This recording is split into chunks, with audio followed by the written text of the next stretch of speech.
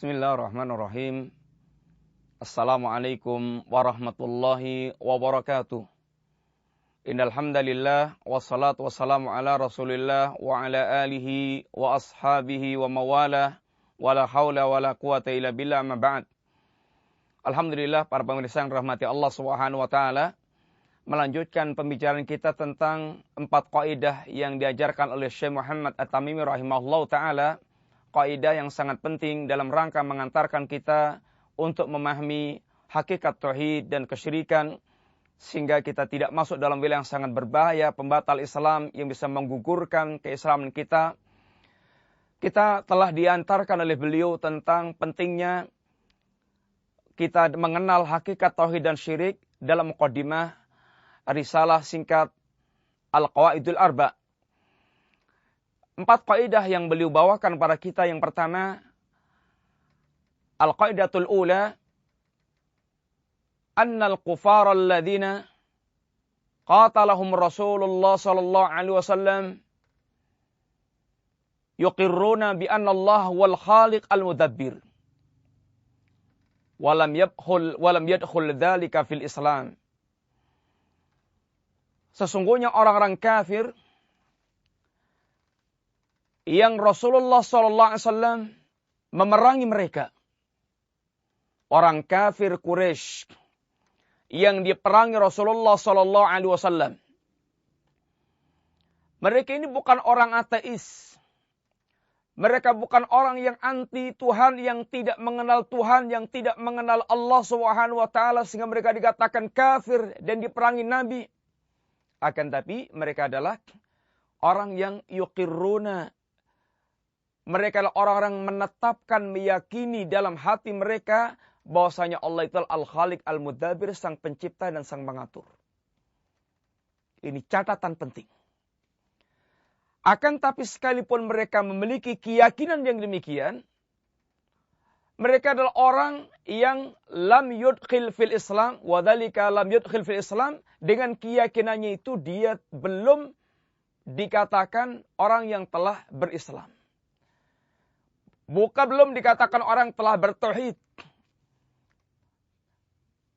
Karena mereka adalah orang-orang yang masih dalam wilayah kekafiran karena kesyirikan mereka. Bukan karena mereka tidak mengenal Allah dan tidak mengakui Allah. Sehingga mereka orang yang kafir disebabkan syirik yang dia lakukan. Bukan karena tidak mengenal Allah Subhanahu wa taala, maka mereka pun diperangi Rasulullah sallallahu alaihi wasallam. Dan kenyataan masyarakat yang seperti ini, seperti yang disebutkan Allah dalam ayatnya yang mulia yang beliau bawakan, may yarzuqukum minas sama'i wal ardi. Siapakah yang telah mencurahkan rezeki kepada kalian dari langit dan dari bumi? Wa may yukhrijul hayya minal mayyit wa may yukhrijul mayyit minal hayy. Siapa pula yang mengeluarkan yang mati dari hidup, yang hidup dari yang mati dan yang mati dari yang hidup. Wa may yudabbirul amra, dan siapa pula yang mengurus seluruh urusan alam kehidupan ini. Fasayaqulunallah, mereka pasti akan mengatakan Allah Subhanahu wa taala. Qul afala tattaqun, kalau demikian kenapa kalian tidak bertakwa, yakni tidak bertauhid kepada Allah Subhanahu wa taala. Para pemirsa yang rahmati Allah, poin pertama ini sangat penting untuk kita perhatikan. Beliau ingin menegaskan kepada kita bahwa masyarakat kita ini masyarakat yang secara umum dia telah mengeklaim bertauhid, dia telah mengeklaim berketuhanan yang Maha Esa, bertauhid. Dengan bermodalkan semata-mata keyakinan, dia yakin Allah itu ada, Allah itu sang pencipta, Allah itu satu, tidak dua dan tidak tiga dan seterusnya. Keyakinan seperti ini, kata beliau, seperti keyakinan musyrikin Quraisy yang diperangi Rasulullah SAW dan mereka dikatakan kafir karena kesyirikan yang dia lakukan. Bukan karena dia orang yang ateis tidak mengenal Allah Subhanahu wa taala, tapi mereka orang memiliki keyakinan tentang Allah Subhanahu wa taala. Ini kaidah pertama yang perlu kita betul-betul fahami. Al-qaidah tsaniyah, Kaidah yang kedua yang boleh ingatkan kepada kita adalah hakikat syirik yang menjadikan mereka diperangi Rasulullah sallallahu alaihi wasallam. Dan ini yang diterangkan dalam pembatal Islam yang kedua. Annahum yaqulun, mereka mengatakan. Ini yang merupakan hakikat yang menjadikan mereka dikatakan musyrikin sehingga diperangi Rasulullah sallallahu alaihi wasallam. Ma da'awnahum wa tawajjahna ilaihim illa li talabil qurbah wasyafa'ah. Tidaklah kami berdoa kepada para sesembahan dan tidaklah kami menghadapkan hati kami kepada para sesembahan itu. Ketika kami berdoa kepada mereka dan ketika hati kami bertawajuh, kami konsen, kami fokuskan kepada mereka, hadapkan kepada mereka, itu bukan karena kami berkeyakinan yang kami berikan kepadanya doa dan kami hadapkan hati kami kepadanya itu, bahwasanya mereka adalah sang pencipta, sang pengatur, sang pemberi rezeki. Ini mereka seperti Allah SWT. Tidak, kata mereka. Terus apa yang mereka maksudkan? Illa li talabil qurbah wasyafa'ah. Kecuali dalam rangka untuk mencari kedekatan. Menjadikan mereka sebagai wasilah yang diinginkan dengan itu akan membawa dekatnya dia kepada Allah SWT. Dia ingin mendekat kepada perantara ini, kemudian agar perantara itu mengantarkan untuk dekat dengan Allah SWT. Dan dia agar bisa agar dia bisa mendapatkan syafaatnya yang mereka sembah tersebut. Apa yang diungkap oleh beliau tersebut? Bahwasanya amalan orang-orang musyrikin yang menjadikan mereka musyrik kafir, dalam rangka untuk, atau mereka menjadikan perantara-perantara dalam rangka untuk mendekatkan diri kepada Allah dan dalam rangka untuk meminta syafaatnya. Ini diterangkan di dalam ayat Allah SWT. Di antaranya firman Allah tentang upaya mereka untuk mencari kedekatan kepada para sesembahan, kemudian bisa mengantarkan dekatnya kepada Allah SWT.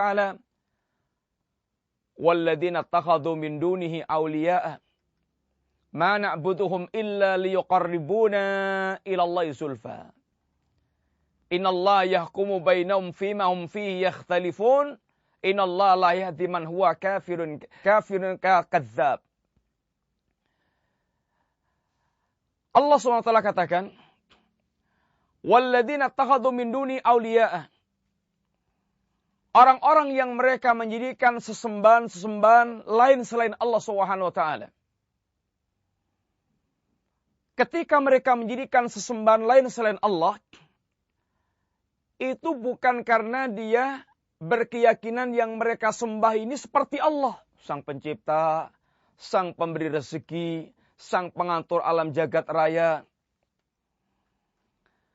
Akan tapi, semata-mata apa? Illa liyuqarribuna ilallahi sulfa. Ma na'buduhum illa liyuqarribuna ilallahi sulfa. Tidaklah kami mengaturkan berbagai macam persembahan-persembahan itu kecuali semata-mata dalam rangka untuk mendekatkan diri kami kepada Allah SWT sedekat-dekatnya. Perhatikan. Ini persis seperti apa yang diungkapkan sebagian orang ketika datang ke kuburan para wali, kemudian mereka berdoa, berkonsentrasi, berdoa, meminta syafaat, mengajukan permohonan berbagai macam. Dan dengan perbuatan itu mereka tidak mau dikatakan bahwasanya dia sedang melakukan perbuatan syirik. Kami ini sedang, bertawasul agar para wali yang suci ini bisa kemudian mengantarkan kami dekat kepada Allah SWT sedekat-dekatnya. Sebagaimana tidak mungkin seorang yang ya ini seorang kecil langsung bisa ketemu presiden, kecuali dengan perantara-perantara. Dia umpamakan atau dia tamsilkan seperti itu. Ini tentu tamsil yang batil. Dan kalau seperti ini pula, justru inilah hakikat perbuatan syirik yang dilakukan oleh orang-orang musyrikin Quraisy. Persis seperti itu. Orang musyrikin Quraisy itu dia dikatakan musyrik bukan karena mengingkari Allah, akan tapi karena mereka itu memiliki berbagai macam sesembahan-sembahan yang sesembahnya itu dia yakini akan bisa mengantarkan kepada Allah sedekat-dekatnya. Innallaha yahkum bainahum fima hum fihi yakhtalifun. Allah nanti akan menghukumi semua perbuatan mereka. Innallaha la yahdi man huwa kadzibun kafar. Allah tidak memberikan petunjuk kepada orang yang kadzib dan kafir. Penutup ayat tersebut menegaskan bahwa mengangkat perantara dalam beribadah kepada Allah adalah perbuatan dusta mengada-adakan dan merupakan perbuatan kafir, kekafiran yang mengeluarkan dari Islam. Karena merupakan perbuatan asyirkun akbar, syirik yang besar.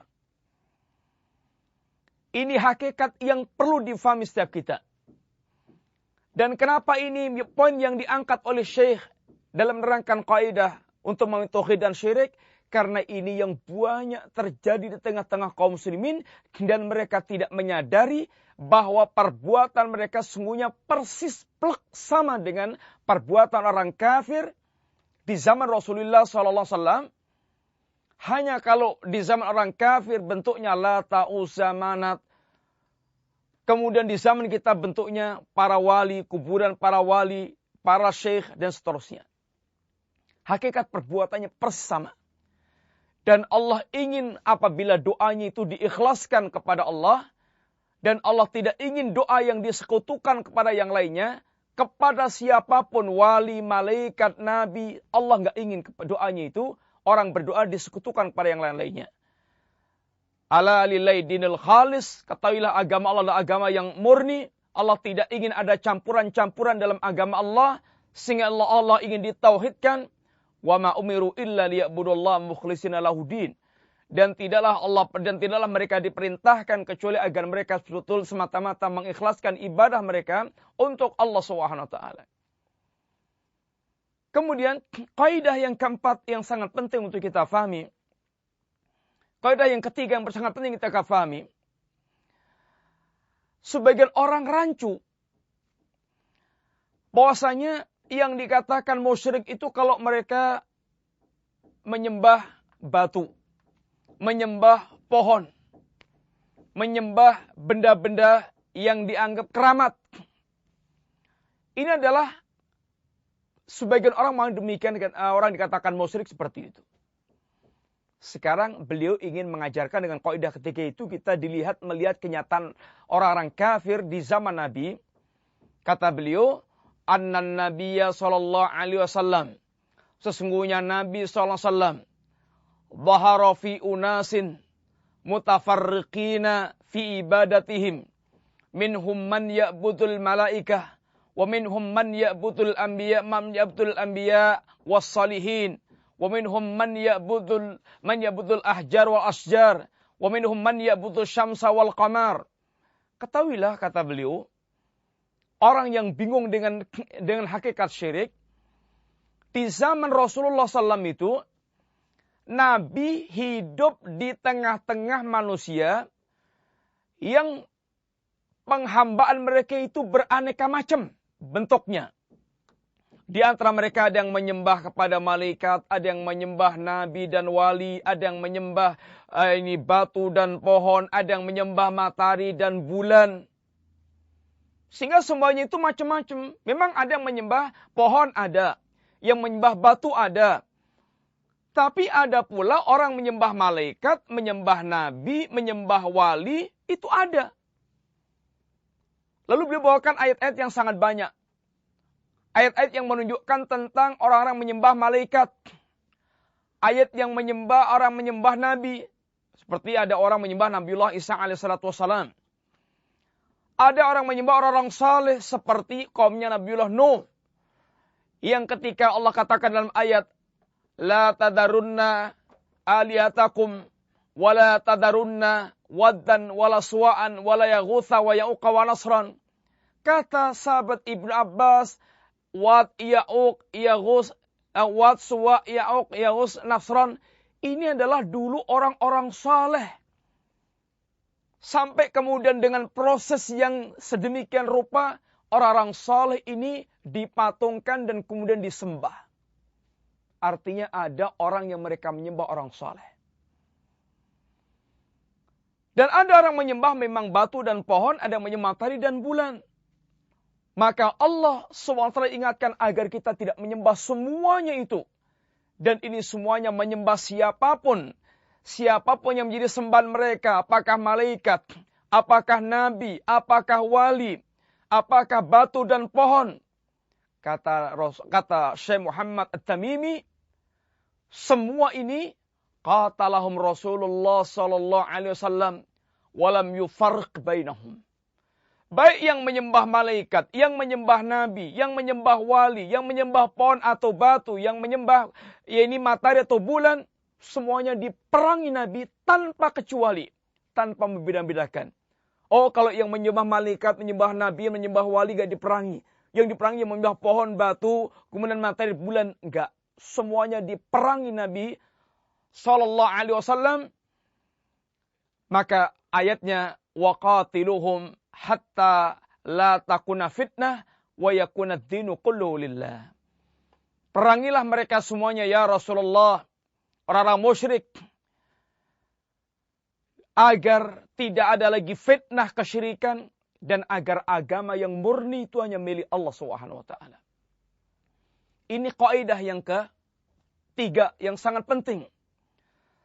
Sehingga segala bentuk penyembahan yang ditujukan kepada apa dan siapapun, baik makhluk itu adalah hamba yang Allah cintai atau hamba yang tidak Allah cintai, barang hidup atau barang mati, maka penyembahan kepada mereka adalah musyrik dan membuat mereka kafir, dan mereka diperangi oleh Rasulullah SAW, sehingga tidak ada bedanya menyekutukan Allah dengan malaikat, nabi dan wali, atau dengan batu, bintang, bulan, dan matahari, atau dengan pohon. Sama saja. Itulah musyrikin. Kemudian beliau ingin memberikan catatan yang terakhir. Secara ringkas, catatan yang poin yang keempat, al-qaidah ar-rabi'ah. Kaidah yang keempat. Ketahuilah kata beliau, annal musyriki zamanina akhladu syirkan minal awwalin. Sesungguhnya orang musyrik di zaman kita ini, kata beliau, lebih parah. Lebih parah dibandingkan dengan musyrik di zaman Rasulullah SAW. Musyrik di zaman terdahulu. Kenapa? Karena musyrik di zaman kita ini, kata beliau, musyrik di zaman Nabi, mereka ini yusyrikuna fa innal awwalina yusyrikuna fi syiddah, yusyrikuna fi raha wa yukhlisuna fi siddah. Musyrik zaman dulu itu syiriknya itu ketika mereka sedang lapang. Tapi ketika sedang terjepit, berlayar, dan mereka ditimpa bahaya, nggak ada yang dia bayangkan bisa menyelamatkan kecuali Allah, mereka sempat mengikhlaskan doanya kepada Allah SWT. Ini seperti dalam ayat, wa idza raqibu fil fulki da'awullah mukhlishina laudin. Apabila mereka itu sedang berlayar di lautan, kemudian ada ombak yang menggulung mereka sehingga mereka dalam bahaya yang sangat besar, maka di saat itu mereka ini hanya mengikhlaskan doa mereka kepada Allah Subhanahu wa taala. Da'awullah mukhlishina laudin. Mereka berdoa kepada Allah dengan mengikhlaskan doanya itu. Falamma najam ilal bari idham yusyrikun. Tapi kalau sudah diselamatkan lagi oleh Allah di daratan, mereka kembali menyekutukan Allah Subhanahu wa taala. Sehingga ada saat mereka sempat mengikhlaskan doanya untuk Allah, ada saat mereka itu mereka kemudian kembali kepada menyekutukan Allah. Tapi kata beliau, wa musyriku zamanina syirkuhum daim. Syiriknya orang sekarang itu sepanjang waktu. Baik dalam keadaan dia senang atau susah, dalam keadaan dia longgar atau terjepit. Bahkan semakin terjepit, semakin syiriknya itu semakin kental. Dalam keadaan biasa-biasa menjadi orang lalai, kafir, atau enggak kenal Allah. Tapi dalam terjepit, memperbesar sesajen kepada Nyiro Kidul, kepada penunggu Gunung Merapi, kepada tempat-tempat keramat. Kemudian tambah kental merdukunnya. Ini syiriknya itu tambah nemen. Ini 4 kaidah penting yang perlu kita fahami. Yang mudah-mudahan dengan begitu kita pun akan semakin faham tentang bagaimana seharusnya kita mentauhidkan Allah SWT. Dan jangan salah dalam hal tauhid syirik ini, karena salah dalam ini fatal. Salah dalam ini sama dengan runtuhnya pondasi agama kita, atau runtuhnya pondasi rumah, sehingga akan menghancurkan semua bangunan yang ada di atasnya. Para pemirsa, mudah-mudahan 4 kaidah yang singkat ini bisa memberikan tambahan ilmu kepada kita untuk lebih meyakinkan dan memahamkan kita bahayanya pembatal Islam yang pertama dan kedua, yang sungguhnya keduanya merupakan perbuatan asyirku billah yang perlu kita betul-betul sangat waspada, apalagi di zaman yang penuh dengan syubhat, di mana syirik banyak dihidupkan oleh lembaga, oleh negara, dihidupkan oleh orang-orang mereka memiliki pengaruh di masyarakat.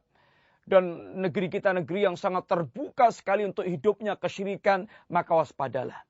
Mudah-mudahan Allah memberikan taufik kepada kita untuk memiliki tauhid yang lurus dan benar, dan betul-betul memahamkan kepada kita hakikat tauhid dan hakikat syirik, sehingga Allah menyelamatkan kita dari jebakan-jebakan syirik yang sering orang tidak paham tentang perkara-perkara tersebut.